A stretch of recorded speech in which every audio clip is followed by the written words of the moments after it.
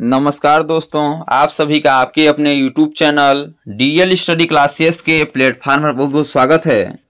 दोस्तों, आज हम जीके जीएस के 20 इंपॉर्टेंट क्वेश्चनों को लेकर आए हैं जो कि आपके RRB, NTPC, SSC, GD, RP constable और इसी प्रकार के गवर्नमेंट एग्जाम में पूछे गए हैं।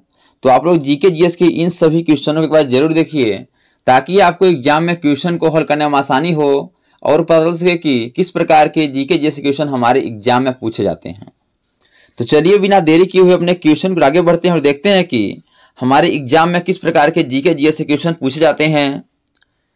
जिसमें पहला क्वेश्चन दिया गया है कि भारत में किस प्रकार के कानून की स्थिति का पता संविधान से चलता है। बताना है कि भारत में किस प्रकार के कानून की स्थिति का पता संविधान के द्वारा चलता है। ऑप्शन है संघीय और राज्य कानून की स्थिति, न्यायपालिका के आदेश, राष्ट्रपति के आदेश या नागरिक अधिकारों की स्थिति। तो इसका करेक्ट आंसर हो जाएगा ऑप्शन नंबर ए, संघीय और राज्य कानूनों की स्थिति। यानी कि संघीय और राज्य कानूनों की स्थिति का पता संविधान के द्वारा चलता है, इसलिए इसका ऑप्शन नंबर जो ए है ही आपका करेक्ट आंसर हो जाएगा। नेक्स्ट दिया गया है कि भारतीय संविधान में किस अनुच्छेद के तहत संघ और राज्य के बीच विवादों का निपटारा किया जाता है। बताना है कि भारतीय संविधान में ऐसा कौन सा अनुच्छेद है जिसके तहत संघ और राज्य के बीच जो विवाद होता है उसका निपटारा किया जाता है। ऑप्शन है अनुच्छेद 368, अनुच्छेद 131, अनुच्छेद 352 या अनुच्छेद 370। तो संघ और राज्य के बीच विवाद का निपटारा करने के लिए अनुच्छेद 131 के तहत होता है, इसे इसका ऑप्शन नंबर जो बी है ही आपका करेक्ट आंसर हो जाएगा, अनुच्छेद 131। नेक्स्ट दिया गया है कि भारत में राष्ट्रपति की शक्तियों में कौन सी शक्ति नहीं होती है। ऑप्शन है संसद का विघटन, राष्ट्रपति शासन लगाना, न्यायिक नियुक्तियां करना या संविधान संशोधन। तो भारत में राष्ट्रपति की शक्तियों में संसद की शक्ति होती है, राष्ट्रपति शासन लगाना भी उसके पास शक्ति होता है और न्यायिक नियुक्तियां करना भी राष्ट्रपति के पास शक्तियां होता है। लेकिन संविधान में संशोधन करने के लिए यह राष्ट्रपति के पास शक्ति नहीं होती है, इसे इसका ऑप्शन नंबर जो डी है ये आपका करेक्ट आंसर हो जाएगा, संविधान संशोधन। नेक्स्ट दिया गया है कि भारत में संघीय प्रणाली किसके तहत काम करती है। ऑप्शन है राज्य, संविधान, संसद या राष्ट्रपति। तो भारत में जो आपका संघीय प्रणाली है यह आपका संविधान के तहत काम करती है, इसलिए इसका ऑप्शन नंबर जो बी है संविधान ही आपका करेक्ट आंसर हो जाएगा।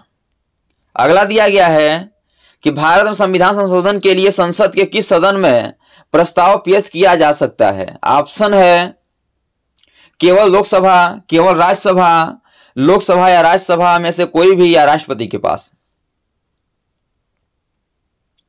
तो संविधान संशोधन के लिए लोकसभा या राज्यसभा में से कोई किसी के भी पास प्रस्ताव पेश किया जा सकता है, इसलिए इसका ऑप्शन नंबर जो सी है ही आपका करेक्ट आंसर हो जाएगा।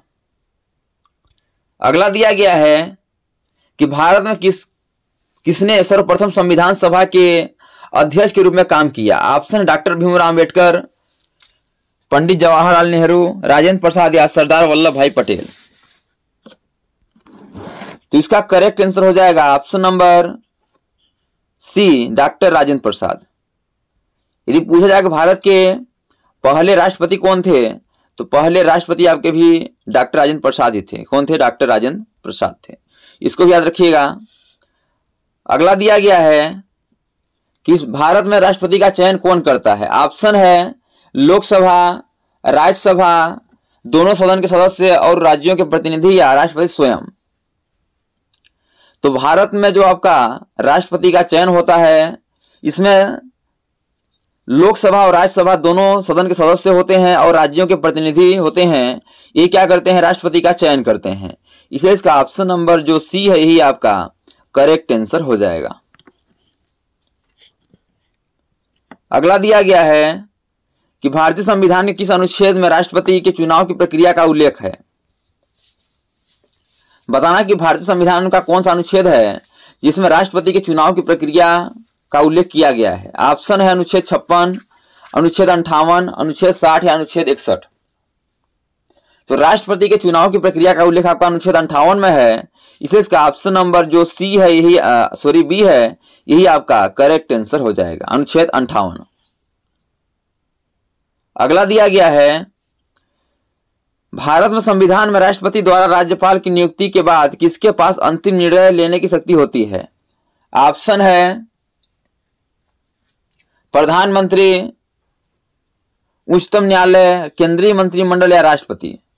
तो भारत में संविधान में राष्ट्रपति द्वारा राज्यपाल की नियुक्ति होने के बाद राष्ट्रपति के पास अंतिम निर्णय लेने की शक्ति होती है।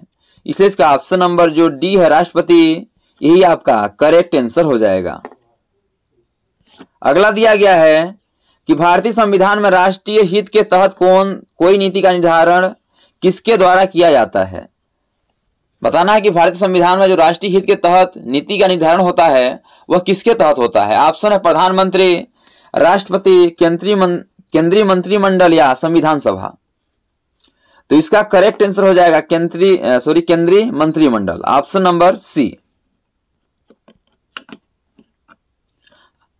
नेक्स्ट दिया गया है कि भारत में आपातकाल को लागू करने का अधिकार किसके पास है? ऑप्शन है प्रधानमंत्री, राष्ट्रपति, उच्चतम न्यायालय या संसद।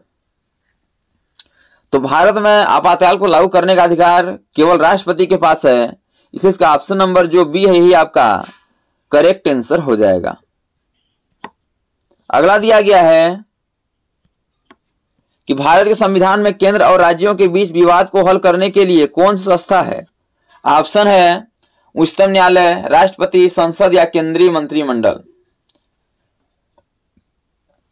तो भारत के संविधान में केंद्र और राज्यों के बीच विवाद को हल करने के लिए उच्चतम न्यायालय है। इसे इसका option number A correct answer हो जाएगा, उच्चतम न्यायालय। अगला दिया गया है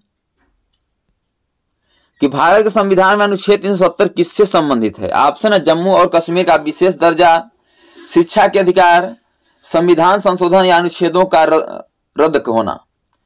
तो जो आपका 370 है अनुच्छेद, यह आपका जम्मू और कश्मीर का विशेष दर्जा से संबंधित है। इसे इसका option number A correct answer हो जाएगा। नेक्स्ट दिया गया है कि भारत में राष्ट्रपति द्वारा आपातकालीन घोषणा के बाद कितने दिनों के अंदर संसद की मंजूरी प्राप्त करना आवश्यक है? बताना कि यदि भारत में राष्ट्रपति द्वारा आपातकालीन घोषणा हो जाती है तो कितने दिन के बाद संसद में मंजूरी प्राप्त करना आवश्यक होता है? ऑप्शन है 10, 15, 20 या 30। तो 15 दिन के अंदर संसद की मंजूरी प्राप्त करना आवश्यक होता है। इसे इसका ऑप्शन नंबर जो बी है यही आपका करेक्ट आंसर हो जाएगा।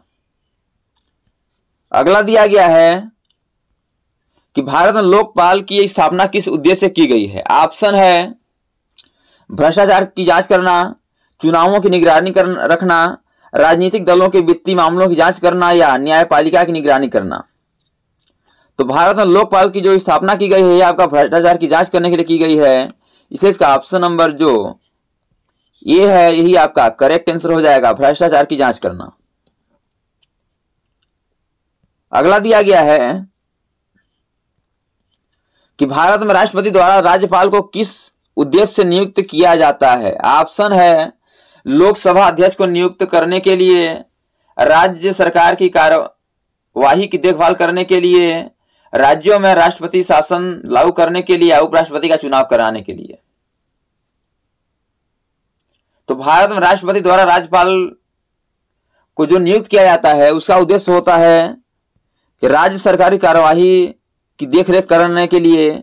इसलिए इसका ऑप्शन नंबर जो बी है यही आपका करेक्ट आंसर हो जाएगा। अगला दिया गया है कि भारतीय संसद का संयुक्त सत्र कब बुलाया जाता है? ऑप्शन है किसी आपातकालीन स्थिति में, दोनों सदनों में विवाद होने पर, हर वर्ष या 2 वर्ष के बाद। तो भारतीय संसद का संयुक्त सत्र जब दोनों सदनों में यानी कि राज्यसभा और लोकसभा में जब विवाद होता है तब बुलाया जाता है। इसे इसका option number B correct answer हो जाएगा, दोनों सदनों में विवाद होने पर। अगला दिया गया है कि भारत में संविधान का पालन सुनिश्चित करने की जिम्मेदारी किसके पास है? ऑप्शन है राष्ट्रपति, प्रधानमंत्री, सर्वोच्च न्यायालय या संसद। तो भारत में संविधान का पालन सुनिश्चित करने की जिम्मेदारी आपका सर्वोच्च न्यायालय के पास है। इसे इसका ऑप्शन नंबर जो सी है यही आपका करेक्ट आंसर हो जाएगा। तो दोस्तों thanks for watching this video. यह वीडियो आपको कैसा लगा कमेंट बॉक्स में जरूर बताइएगा। और इसी प्रकार की ऑल गवर्नमेंट एग्जाम पूछे जाने वाले GK, GS, math, reasoning, Hindi, current affairs व लूसेंट संबंधी क्वेश्चनों पाने के लिए हमारे यूट्यूब चैनल को लाइक, शेयर, सब्सक्राइब कर बेल आइकन को प्रेस करना भूलिएगा, ताकि जब भी न्यू वीडियो अपलोड हो सबसे पहले नोटिफिकेशन तक पहुंचे।